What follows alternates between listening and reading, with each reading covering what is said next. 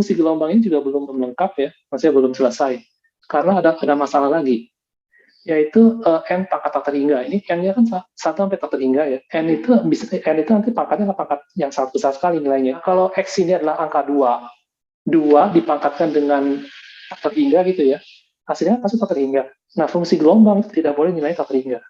Karena kuadrat dari fungsi gelombang itu adalah probabilitas. Kalau misalnya fungsi gelombang tak terhingga, di kuadratnya juga tak terhingga, maka probabilitas tak terhingga kita nggak paham maksudnya apa itu. Walaupun secara matematis sudah oke, jadi secara matematis ya ini adalah penyelesaian dari persamaan diferensialnya, tapi secara fisik kita masih tidak bisa menerima bahwa ini adalah fungsi gelombang yang sebenarnya ya. Yang menyebabkan fungsi gelombang ini menuju tak terhingga itu adalah pangkat ini, pangkat n yang menuju tak terhingga ini. Kalau kita ingin menghindari jangan sampai fungsi gelombang itu menuju tak terhingga, maka pangkatnya itu harus kita putus. Kalau kita punya C0 plus C1X tambah dengan C2X kuadrat tambah dengan C3X pangkat 3 gitu ya, C4 pangkat 4 dan seterusnya sampai tak terhingga gitu kan. Supaya fungsi gelombang ini bisa kita terima, kita harus mencegah dia jangan sampai menuju tak terhingga. Salah satu caranya adalah misalnya kita berhasil membuat C1 X pangkat 1 ya tambah dengan C3 X pangkat 3 tambah dengan C5 X pangkat 5 dan seterusnya ya.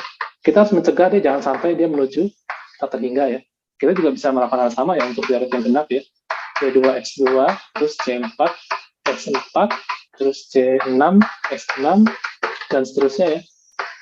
Kita harus bisa ya memutus jangan sampai ini menuju tak terhingga. Nah, salah satu cara memutusnya itu adalah kita memilih supaya ya misalkan pada C5 ini itu konstantanya itu 0. Pada saat C5 0, C7 itu pasti 0 karena hubungan rekursif ini. Kalau C5 0, maka C7 itu pasti 0 semua karena ini nilainya 0. Dan kalau misalkan C7 0, maka C berikutnya itu juga pasti 0.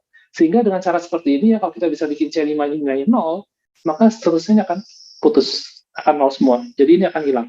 Nah, maka fungsi gelombang yang tertinggal hanya ini, pangkat sampai pangkat 3 misalnya, supaya fungsi gelombang ini tidak menuju tak terhingga. Sama juga dengan yang dari genap ini ya, dari genap kita harus bisa membuat salah satu ya, misalkan C2.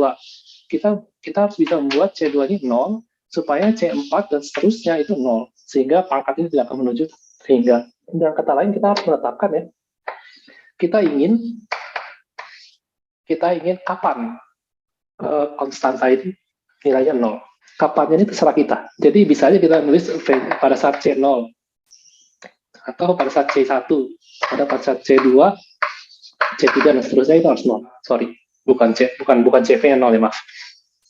Kita bisa menentukan kapan pangkat terakhir ya, kapan pangkat terakhir yang bukan 0, sehingga pangkat berikutnya itu harus 0. Jadi kalau misalnya kita tetapkan inilah V0 ya, kita pengen V-nya itu 0. Artinya setelah C0 itu semua 0. Jadi C2, sorry, satu dari 2. Jadi C2 itu 0. Kalau kita tetapkan V-nya adalah 1, berarti nanti sampai dengan C1 saja, C3, 5, dan seterusnya itu harus 0. Pak Lukman, saya izin bertanya Pak Lukman, maksudnya konfirmasi saya. Contohnya C5 itu Pak Lukman membuat sama dengan 0. Ya, artinya hasil dari C3X pangkat 3 nanti sama dengan 0 ya nanti Pak? Oh enggak. Maksudnya supaya ini berhenti di 3, berarti kan berikutnya harus 0. C5 harus 0, C7 harus 0, dan seterusnya harus 0. Seperti itu.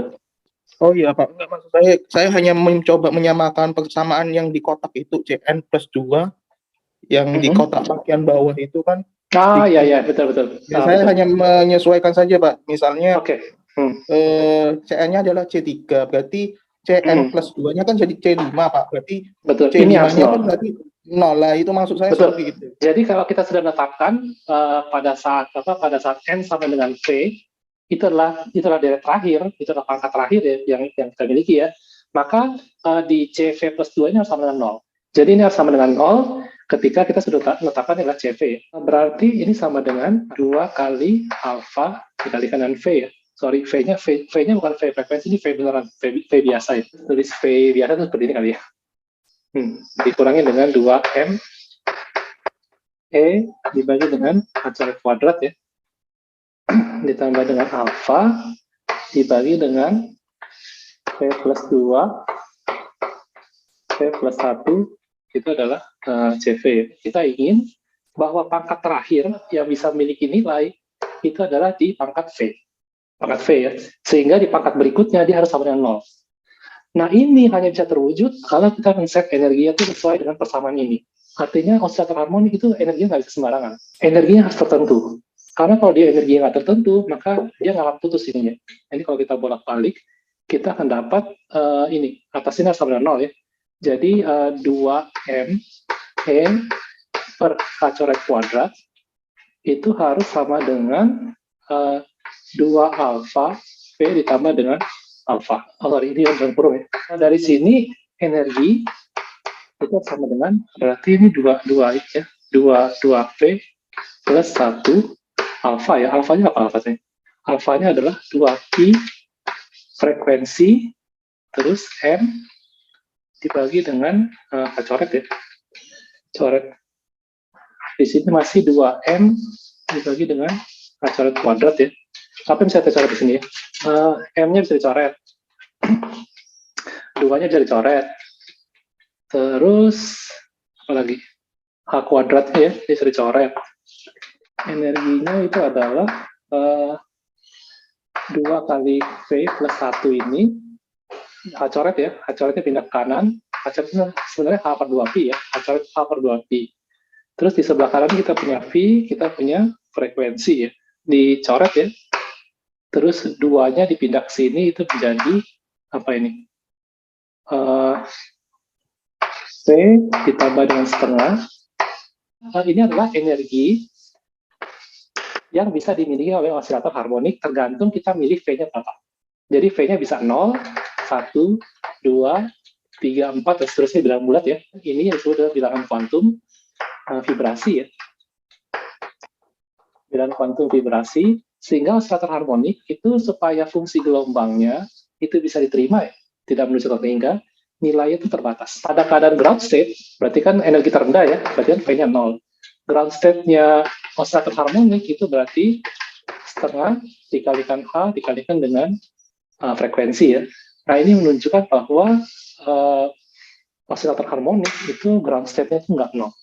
Dan ini adalah bentuk yang sering kita temui ya. Kalau kita punya ground state, berarti dengan kuantum V-nya 0 ya, maka psi-nya itu adalah eksponensial minus alfa X kuadrat ya.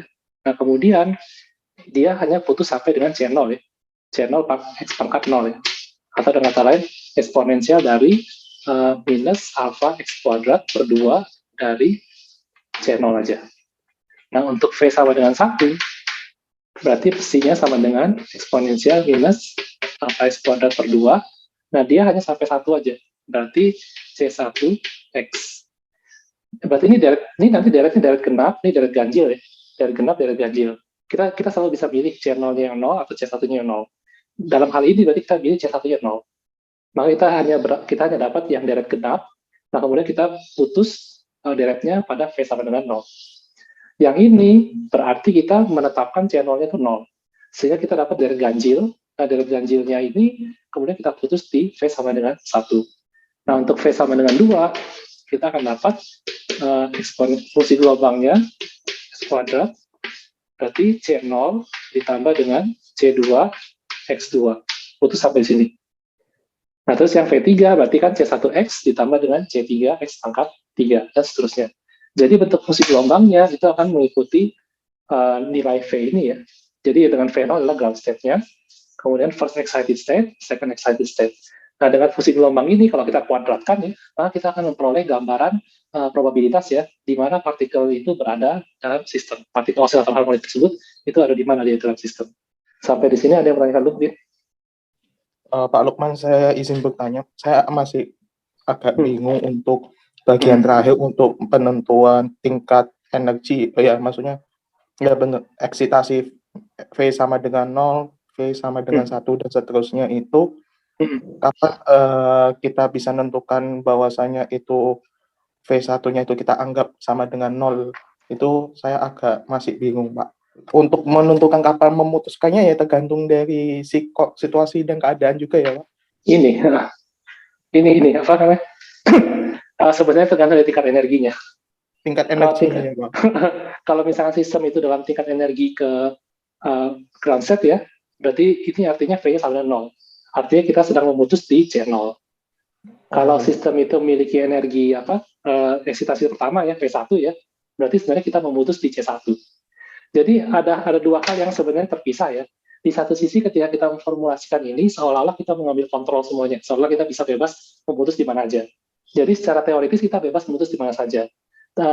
Kemudian aplikasinya di realita, sebenarnya putusnya itu tergantung dari osilator harmonik ini tuh energinya berapa.